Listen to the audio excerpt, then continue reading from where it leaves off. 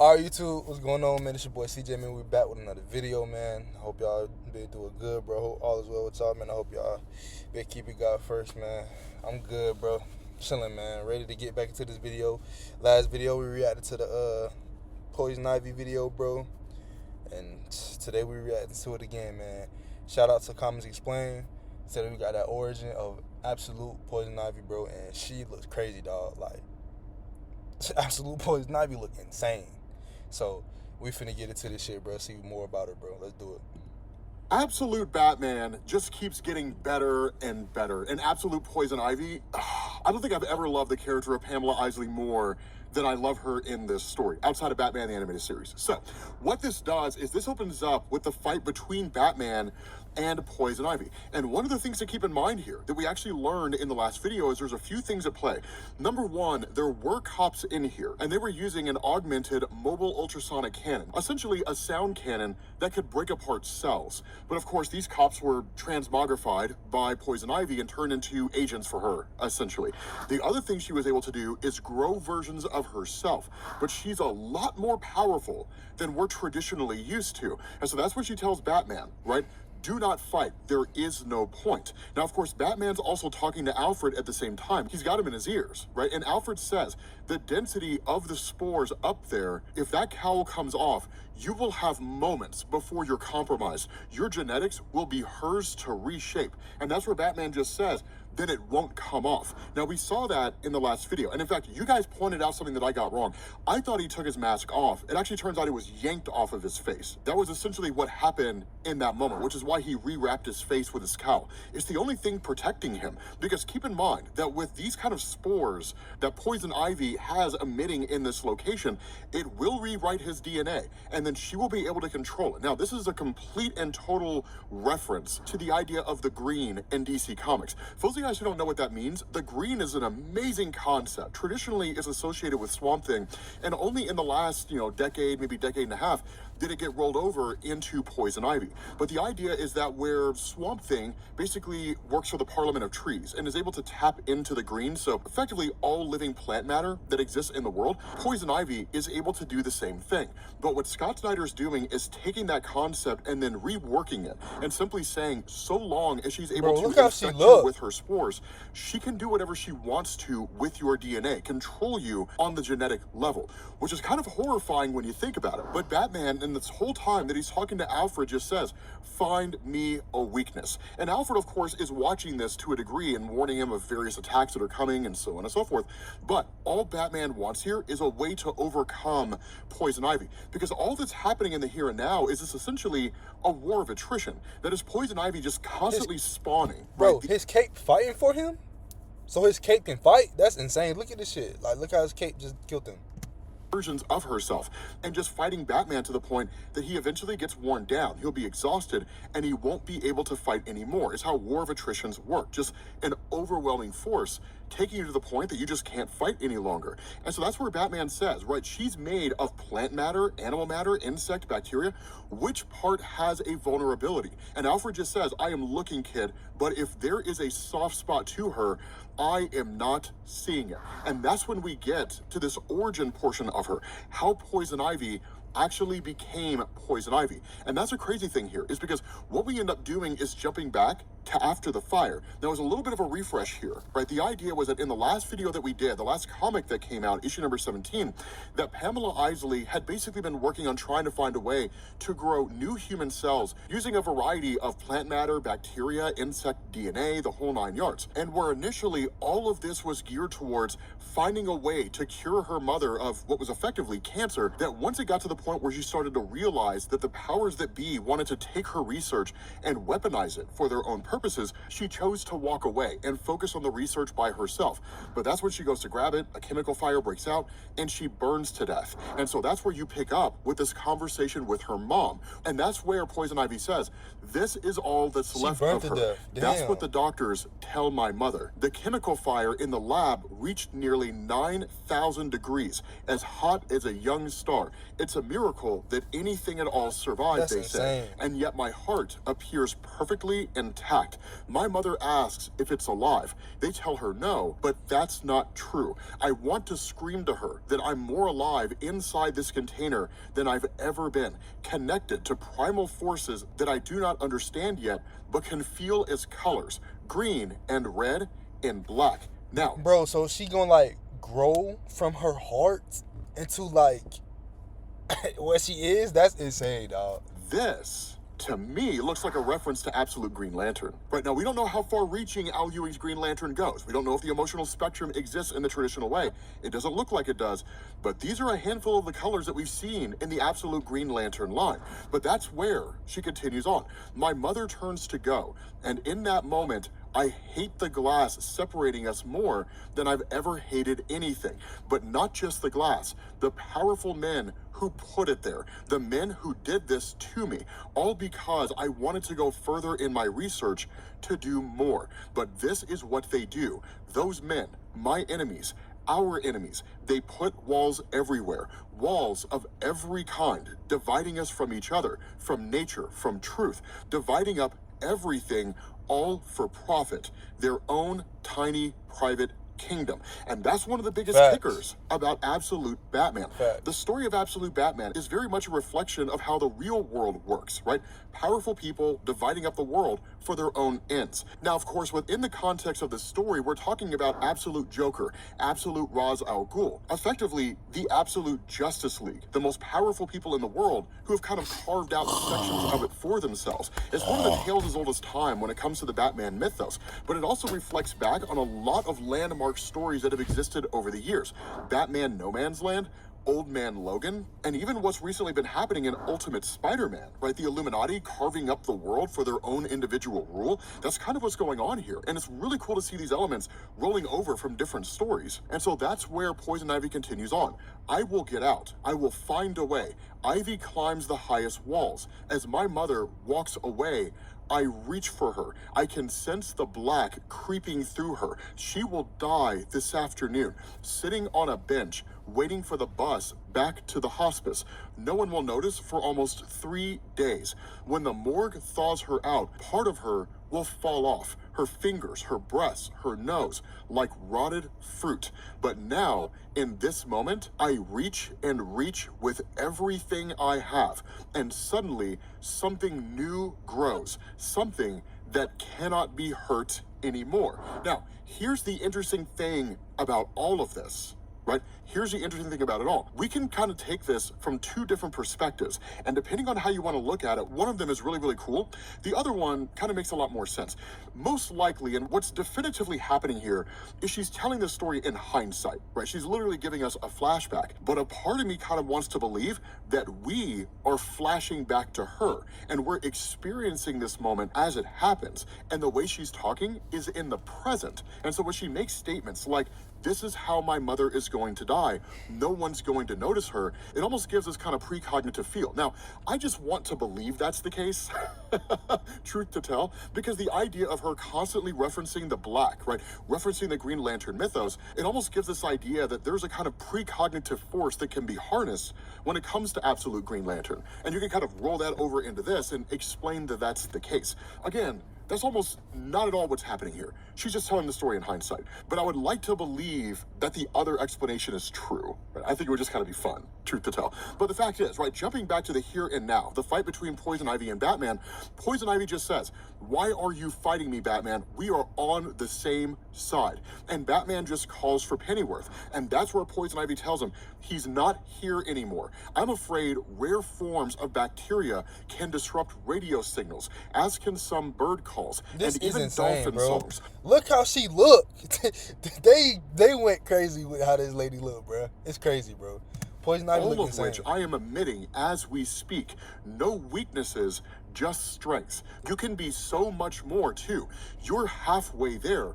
You just need to embrace it. Bro, look So at the this idea shit. Oh my that gosh. Absolute Poison Oh my Ivy is God, not just bro. plant matter, right? She's a combination of virtually every form of life that exists on the planet in some fashion or another. I think Bro, makes her no, more bro. dangerous than she's ever been No, bro. in DC Comics. But then at that point, we switch away from Poison Ivy and we jump to the character of Martha. Now, keep in mind, at the end of the last video, we learned that Martha was part of the Court of Owls. We'll talk more about them here in a second because you guys called it. You guys called something very important with the Court of Owls. So what ends up happening is that as she's walking along, right, the plane basically having run out of fuel and just making her way through New Mexico, she calls Bruce and she just says, Bruce, it's Mom, honey. I'm not sure if this message will go through, but I'm going to be out of town for a bit. There are some things that I need to take care of. Just know that you will always be my little boy, and I love you, and don't ever change for anyone. And then, of course, the call ends up cutting out. But that's when this vehicle comes flying out of nowhere. And when these two owls come out, they run off the Court of Owls nursery rhyme. And it's basically a way to kind of test whether or not you are a member of the court or have ever been a member of a court, right? We watch you at your hearth. We watch you in your bed. Speak not a whispered word of us, or we'll send the talon for your head. Now, the full nursery rhyme is amazing, right? Beware the Court of Owls that watches all the time, ruling Gotham from a shadowy perch behind granite and lime. They watch you at your hearth, they watch you in your bed. Speak not a whispered word of them, or they'll send the talon for your head. I love the Court of Owls in DC Comics. And the Court of Owls look sick though, boy. I ain't never seen them like that. What the Court of Owls is? Let me know, and we can remaster the New 52 Batman Court of Owls story because it is amazing. It's so amazing. It's so incredibly phenomenal, right? We ain't got nothing on Batman though. We already Chill have out, bro. right? So I'll post a link down to it, but we can also Batman. remaster it because honestly, He our probably video got his ass styles whooping changed that over the comic. years. But the bigger point is that they basically black bag Martha. Now, of course, they throw a red sack over her head. This is clearly a reference to the Red Hood, but it's cool nonetheless, because once she's in the car, they whisk her away. And so once they bring her back to their base of operations, they tell her, you knew the rules about communication and the consequences for breaking them. So why would you communicate with us, Martha? And she just says, because something is happening in Gotham right now, something that I believed was worth the risk. And one of the owls tells her, right, that's not your decision to make.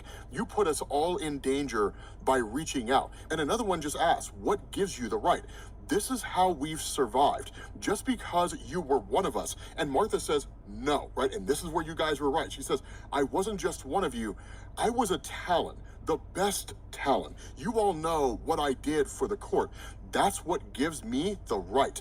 And maybe surviving was enough before, but the truth is, Batman changed that. And that's where she's told, then you can blame Batman for what's about to happen. So yeah, you guys called it in the comments section of the last video. You guys were like, I bet Martha was the Talon for the Court of Owls. There were so many people who called it. There were so many people who called it. Just like a lot of you guys were saying that in Matt Fraction's Batman run, Dr. Zeller is actually Punchline. I don't know if that's true. I think it's a dope theory. I think it's an amazing theory, but I don't know how true it is. But the point is, right, jumping back to the fight between Batman and Poison Ivy, Batman starts experiencing these memories. At least that's the way that it's perceived here. Because the first scene that we get is Batman going down into the sewers where Waylon Jones is. Now, lest we forget, in issue number 16, I think it was, Batman and Absolute Wonder Woman ended up traveling to the realm of gods in order for Batman to attain an arrow that could be used by Waylon Jones to turn him back into his human self, even if only temporarily. And it would seemingly grant him the ability to shapeshift back and forth between his normal human self and his crocodile version. But it's also the journal entries that Batman creates here, right? Where Bruce says, do not accept it. Do not let yourself go there. That sound, the roar you keep hearing, echoing deep in the tunnels, it's him changing back, not becoming something worse. Because one of the things that he thought was happening down in the sewers when he went back to visit Waylon after initially leaving the arrow for him is he thought Waylon was transforming into something darker than he was before, right? Becoming like a bigger, more grotesque version of himself. But the inverse, the opposite of what he intended had happened. He didn't know. And that's why he's telling himself that. Do not let yourself go down the path path of thinking that Waylon has become something worse. The other part is the Iceberg Lounge, right, where Oswald hangs out at. Every time Bruce goes there to try to talk to him, Oswald doesn't want to have anything to do with him. So much so, he's actually hired henchmen to beat the tar out of Bruce every time he shows up. Keeping in mind that from Bruce's friend's perspective, he brought all of this on their heads when he invoked Absolute Bane. And Absolute Bane started tearing his friends apart, physically destroying them, crushing them in some way. Basically, his ass looked crazy. The one that says F sandwiches, bro. That man looked insane. Who the hell that is, bro. Like, bro, hell nah. Bane did him terrible. Turning their lives upside down and inside out. Edward Nygma won't answer the door whenever he goes to visit him. Harvey Dent has actually been cut loose from his job, that when Bruce shows up there to the law offices of Harvey, there's just one of the guys who's cleaning off, right, the words on the door. And he says, look, all I heard is that hanging out with the Batman has people looking at Dent differently, and all the folks that he put away, too. So now people are second guessing whether or not he did it legally. So he's called his entire career into question, which he has essentially lost, right? It picks up with his own journal entry when his mom had left him that message, and he says, I got a message from mom yesterday. I keep opening it, then hanging up before it starts. Deep down, I know I'm just saving it for when I need to hear it most. But what in the heck is happening to me? And so that's when you jump back to the fight between himself and Poison Ivy. And that's what makes things so wild, because Poison Ivy seemingly has some measure of telepathy here. Either that, or it's just her ability to observe everything that's happening in the city. Damn. The second explanation tends to be the most accurate. Oh, his mask came off, his cowl. Here in a second, because she tells him, I'll take it all away, Batman. That soft part, the pain. We are becoming one, you and me. I can feel how much you are hurting, your mother, your friends. And where Batman tells her, right, get out of my head, she says, no, join me, be my knight. Together, we can beat them. And then she fires plant rockets out of her hand, which is amazing. Plant rockets? That's insane. That's one of the coolest things I've ever seen. Batman cuts him in half with the chainsaws that he has on his arms, because apparently Batman became Chainsaw Man. But she keeps on talking, right? She says, look at you, right? Spines that stab like a cola cactus, wings that slash like an ostrich, the will of a virus. Just breathe me in, and you can become something better. And seemingly he rejects it, and she says, the stubbornness of a cockroach, then I will drag you into the light, one way or another. And so she says, boy, this city... I would have hit her ass with that. I would have hit her ass with that. You're not God! Ah! It would go crazy. Is an ecosystem, a living thing. You introduced something new, something foreign, and now the city is reacting. But instead of going further, you try to hold it back. Even now, looking for that weapon, the screaming gun behind you, like the ones they use in that place to separate my cells. Stop denying what you want. You wished to reshape things, just like I did. You blew the seeds across the city, but now you're afraid of what you've sown. Well, change is coming, whether you like it or not. Now, there's two things to pick up here. Number one, again, that second explanation seems to be the accurate one. The very nature of Poison Ivy is that she's basically tied into plant life around the city. So she sees and hears everything. Everything that Bruce Wayne has experienced, everything that Bruce Wayne has seen. She's heard it in some way. And in fact, she goes a little deeper into that here in a minute. But the second thing is what happens in a conversation between Alfred Pennyworth and his handlers. Because Alfred is told, there's been a shift in plans, Agent Pennyworth, your new assignment. And that's where Alfred just says, I am looking at the bloody assignment, but why? Right? I've been on Grimm for over 5 years, and now he's here in Gotham, and now you want to assign me someone else. And he's told, yes, we want you on Batman. That is the new target. And Alfred just asks, and if I refuse, and he's told, then let's just say, no more enjoying a mere sweet tea. But in that moment, Harley shows up here, right? The leader of the Red Hood gang. And Alfred asks the question, right? Like, what are you doing here? And she just says, I am here to help with this whole Batman thing. We all are, right? You have Dick Grayson, who just says, okay, tomorrow you do something about him. So again, Scott Snyder has been slowly teasing the introduction of Dick Grayson in the Absolute Batman line. The biggest question everyone has here is he going to become Robin, or is he going to become his own character like Nightwing? No one knows the answer to that question, right? But then we continue on with Bruce, right? Where he's like leaving the construction yard. And some of the guys are like, oh, you know, come on, Bruce, we're trying that new Batman-themed bar on 39th, right? Great big wings. And Bruce just kind of says, I smile, tell them another time. I hope they cannot see my fists shaking. I look at the sidewalk. They're 200 years old. But then that's when you jump back to his conversation with Poison Ivy. And then we start kind of doing this back and forth between Bruce and Poison Ivy in terms of Bruce's life himself, how he sees the world around him, and what Poison Ivy tells him. Because Poison Ivy says, you can walk around with your head down, blind to it, writing in your little book, but it is happening, and they see it. Believe me, the ones whose plans you disrupted, the ones who hate change, the worst of them is here. Of course, Absolute Joker. And she says their leader, their horned king, looking down and smiling from somewhere high above us both. And she says the tricks he plays, the deals and pacts and bargains, carving up the world with his minions.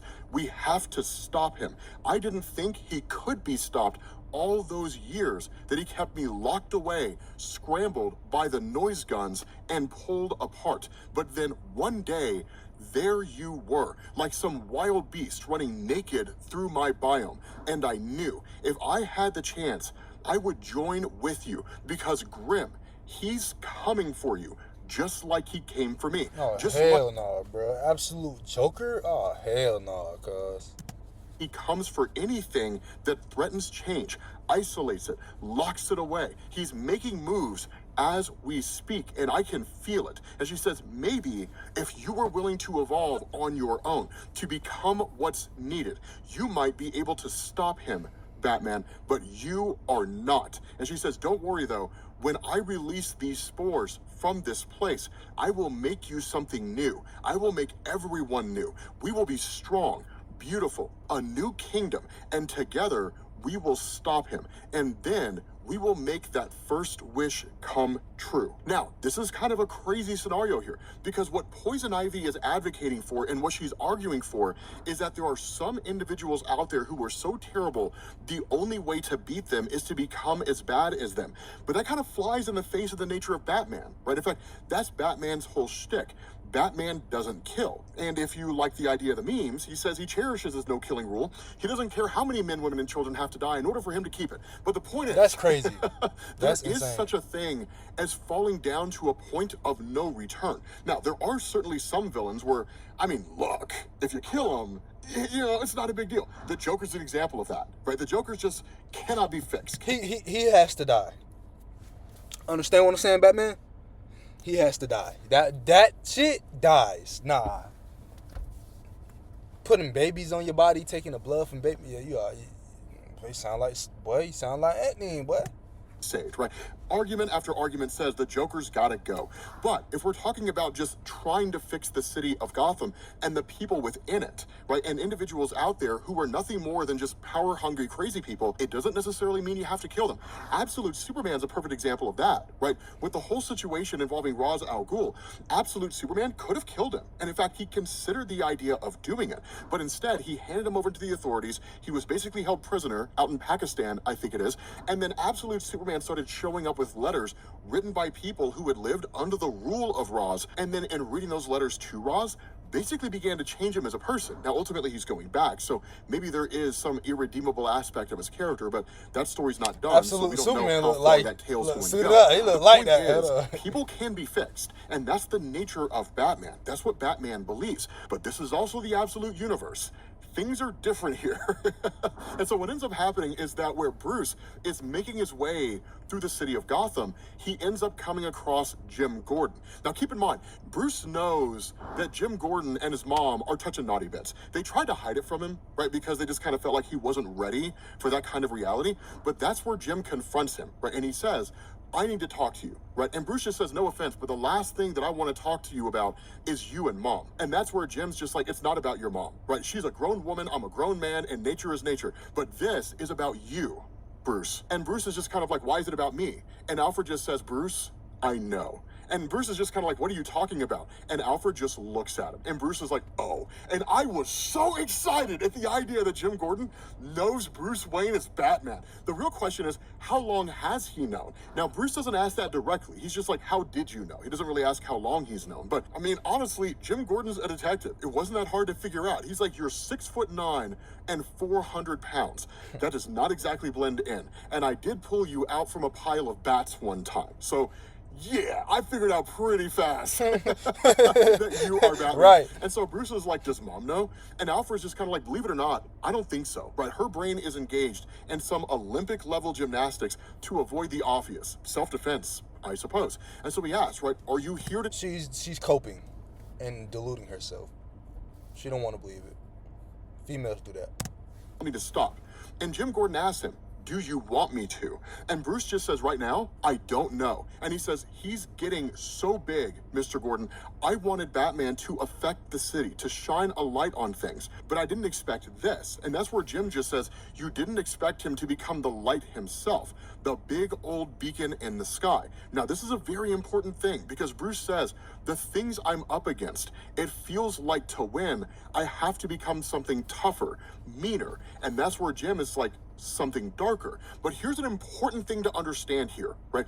Within the city of Gotham, and by extension, the rest of the world, so much of it is ruled by powerful, corrupt people. And so the average person feels so incredibly helpless. They feel like there's nothing they can do to solve the problems within the world around them. But then suddenly Batman comes along. And that's why we said during that original story, when he faced off against Absolute Bane, that it was both a literal and metaphorical David versus Goliath, especially when Bane grew to what was it, like 50 feet tall and probably like 1,200 pounds or 3,000 pounds. Yeah, something when he was like just that. gigantic, right? Bane represents, quote unquote, the powers that be, an unstoppable force. In this instance, Bane was tangible. And so for a lot of people out there watching that televised fight, Batman defeating Bane was, on a metaphorical level, them cheering for Batman and them indirectly defeating the powers that be. Batman became their champion. He became the person that stood up for them in a way that they could not stand up for themselves. Why does that matter? Because now he's bigger than just a man. Now he's more than just one guy. It's the story of Batman, right?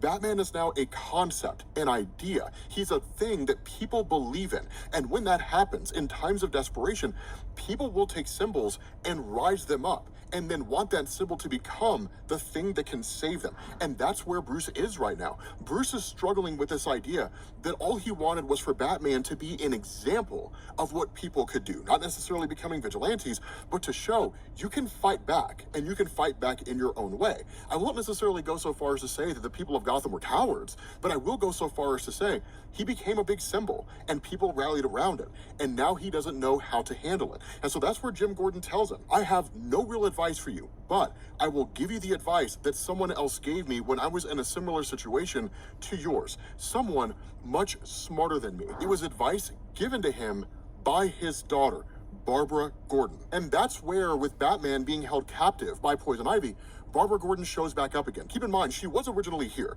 And then Bruce was like, you can't be here. And just like threw her off down into like all the sewer water and everything. So she was kind of pissed, to be honest with you. But Batman was also trying to save her life, right? But she says, you can thank me by swearing never to pull that kind of crap again. Now, SWAT is about to bust in. Bro, this dude is 6'9", 400 pounds. Look how big he is. It's like they looking at a giant. Look at his shoulder scale compared to hers. Look how big he is, bro. This man Batman is huge. Like, you can rub his shoulders like this. Like, look, like this. This man's shoulders is like, bro, that's insane. Oh, I want to start this stupid stuff, bro. I'm right here by the internet. Stop the cap. Come on. Come on.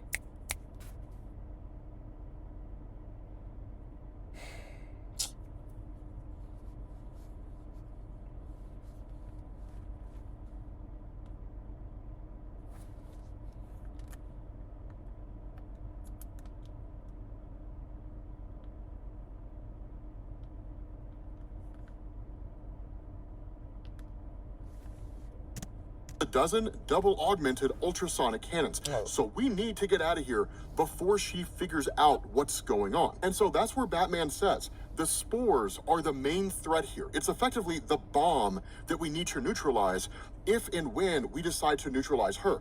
That's the primary problem. And so what ends up happening is Batman takes the ultrasonic cannon and fires it on Poison Ivy. And she asks, right, do you really think that sound gun can destroy me? But Batman says, no, but it shows me what I suspected. When you bonded with me earlier, I saw Dr. Isley. You want me to evolve, but you have not gone all the way yourself. And he says, your heart, the last piece of your human self, you kept it. The only part of you that was not remade. I can see it right there. Destroy the spores, or I will destroy your heart. The sonic waves will disperse the cells. You could regrow it, but it will not be that one. The one that your mother held.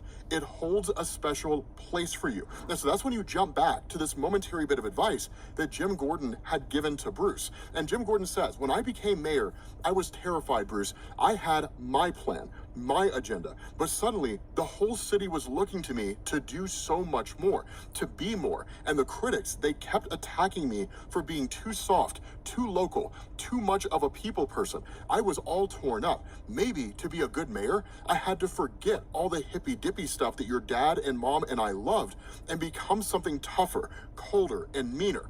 One night, Barbara, who was 16 at the time, she found me on the balcony in my robe, staring out at the city, and she said something to me. And so then you switch back to Batman, and he responds directly to Poison Ivy. He says, Ivy does climb, but it also clings. It holds on, Dr. Isley. You do not want to lose that last piece of yourself, do you? And that's where Jim so Gordon suited up right there, the advice that was given to holding him that gun to by her, Barbara. bro, so And he raw. says, a tree grows tallest when you care for its roots. And so seemingly what Jim Gordon is telling him here is you need to focus on the people first. They look to you as a symbol for a reason. You need to embrace that and understand that now Batman is bigger than a man.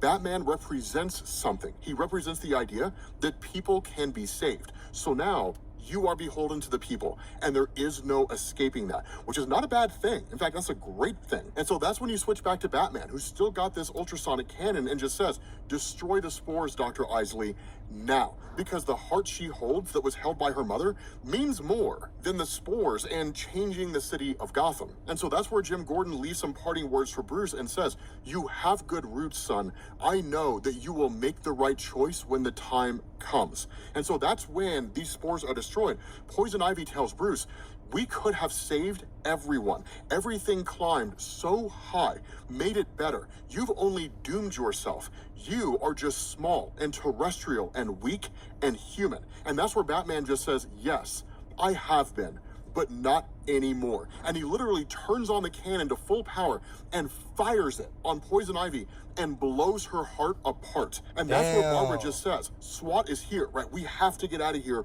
right now. And they bail out. Now, it doesn't kill Poison Ivy. Again, she can regrow her heart, but she just says, I will kill you, Batman, right? And just kind of defines him and labels him as a monster. And so in that moment, Barbara asks the question, right? She says, what happened back there, right? You destroyed her heart anyway. And Batman just says, she said to fight what's coming, I needed to evolve. I just took her advice. Maybe we all should. Not only that, right? You jump back to Martha and her conversation with the court, right? And the owls say, like, I am sorry, Martha. We really hoped you would listen. That is kind of like messed up, though. It is. Like, I kind of feel bad for her now. I kind of feel bad for her. That's some shit that she held dear to her, bro. You know, it's her heart. Her mother held that, you know. That was a moment that she shared. She can never get that shit back. You feel me? She can never get that shit back. I do feel bad for her. That was effed up. But damn. That was messed up. And Martha just says that I'm happy to disappoint you because I always believed that we owls were never supposed to listen to reason. And when they tell her, right, like that's enough, she says, no, right, it is not. We stood for something once. We were the ones who fought back from the shadows against the rich and the powerful. So the owls were good guys here. They weren't bad guys like in the main DC universe. And she says, we were warriors fighting for a better world, proud, wise, vicious owls. And yes, they crushed us. He crushed us, referring to seemingly absolute Joker. So now maybe we need to be something new, but not by hiding or by changing who we are at our core. If that's what we are about, then you might as well pull the trigger. And so the idea of Martha and the court basically being freedom fighters is huge, because the final little tidbit that we get here, right, we get all these instances, right? A delivery driver goes to drop off a package to Oswald. Nigma realizes Batman's not knocking on the door. And then you get Killer Croc, right? Waylon Jones, who's reverted back into his human form. And he just asks, right, Bruce, are you there? And Bruce isn't there. Whoa, right? Bruce has seemingly okay. left them behind. And that's where Big you pick ass. up on a rooftop where he hears the voice message from his mom, where it just says, Bruce, it's Mom, honey. And he just deletes the message on the spot. So seemingly, he's becoming the darker version of himself, which really asks the question, how much more brutal can he get? But with that being said, guys, we're going to bring this video to an end. Hopefully, like. Thank you all for watching, and I will catch you all Bro. later. Peace. Bro, these comics is getting crazy, bro. Y'all see that Absolute Scarecrow one? We finna get into that one right now. I'll see y'all boys in the next one. Like, comment, subscribe. Comment down below, man. Let me know what you're seeing, what you didn't. Let me know what you like and didn't like. What you see with your eyes. You know, go. Bye.